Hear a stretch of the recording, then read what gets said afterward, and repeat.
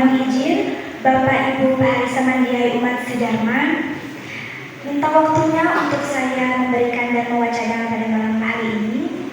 Pada malam hari ini saya akan membawakan Dharma Wacana dengan tema cinta kasih, menabur cinta kasih untuk keharmonisan. Tak bisa lama, himne lantai salam sujud kami menempang. Om Swastiastu. Good evening, ladies and gentlemen. We are assembled here in peace only because of His Asungkartawara Nugraha. So let us first offer puja and praise Astanggara to Ida Sang Hyang Widiwasa. On this precious occasion, I would like to deliver Dharma Wacana entitled Sowing Love for Harmony.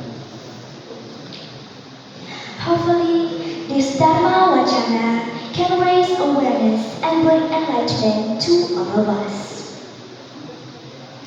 Ladies and gentlemen, every religion teaches people to create a harmonious atmosphere in their lives. Love in Hinduism is not only the romantic feelings between individuals, but also the relationship of affection between human and God, and human with other living things on earth. So it was very important to all of us to understand more about the value of love in Hinduism and how we're doing it in our everyday life. The happiness we experience each day is nothing more than a gift from Sang Hyang Vidi boundless love. Spending time in worshiping the Almighty, interacting with other people, or appreciating the beauty of the universe, it's all extremely special. Hindu as spiritual peace, calmness, and harmony, and we must build all of that with loving lives.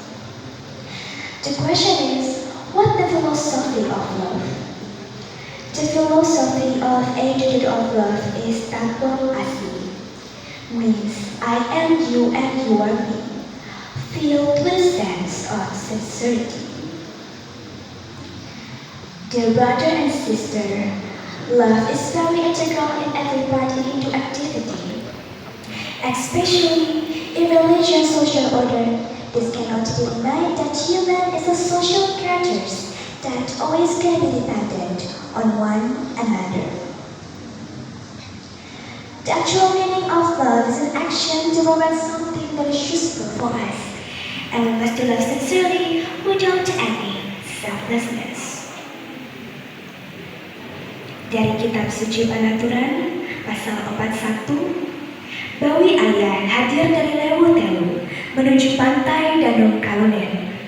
Ayat 40, Bawi Ayah menasehati, mengajar anak keturunan Raja Bunu, mulai dari tata cara bicara, tingkah laku, sopan santun, tata cara bertamu ke tempat keluarga, semua harus memakai tingkah laku yang baik. After that, Bawi Ayah devise and teach descendants of Raja Bunu, starting from how to speak in a good way, behavior, manners, and how to visit the family. That all must be done with a good behavior. Ladies and gentlemen, in our life there is a mission and desire to control human behavior. When it allows room, it will open a gate of anxiety. So I want to invite the Dharma people to open space in their heart to learn about love from a flower that always around us, that always smells fragrant and always blooms. Then, what example the flower give to us? First of all, flower always blooms and pointing upward. Every spiritual journey must make us move further forward, to leave our bad thoughts, our worldly burden, to make a step closer and closer to peace.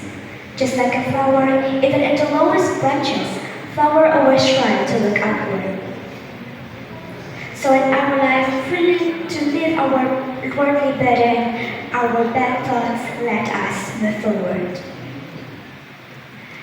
Second, flower always spreads fragrance.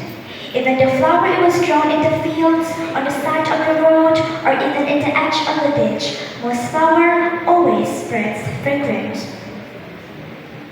Even when picking it with our right or our left hand, it always comes with the perfect fragrance.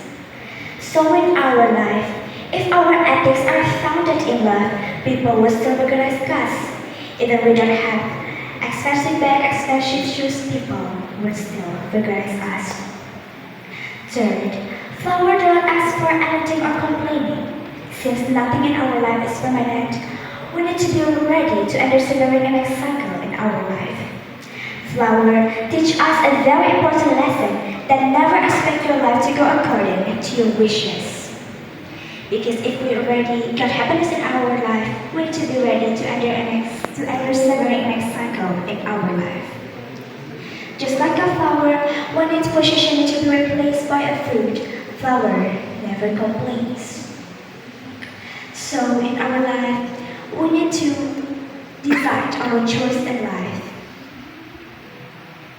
The last is number 4. The flower selfless sacrifice. It made a great selfless sacrifice because when flower falls to the ground, it's allowing itself to decompose and being a fertilizer to any plants surrounding it. Just like in our life, even in the hardest time in our life, we need to find a way to be ready to be useful to other living things on earth. Like they say, elephant die, we live, it tugs behind. A tiger die, we live, it stripes behind. And a human will die, we leave a name that will be fragrant forever.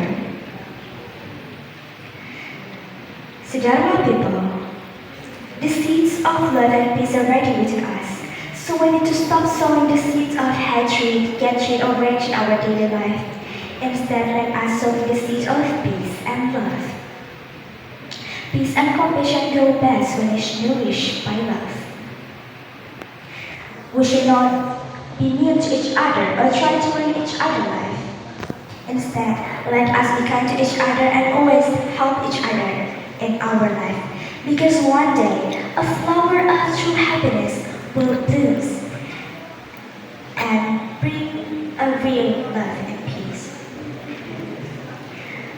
Ladies and gentlemen, that's all the Dharma Discourse message I can share to all of us today. Hopefully this Dharma Wacana can be useful to all of us and make us care more about how important love in our daily life. I apologize if there's any wrong words or my statements offense any member of the Dharma. They are no predators, they are no perfect human without mistake. Let me express my gratitude and sending my best wishes to Brahma Santi. Om.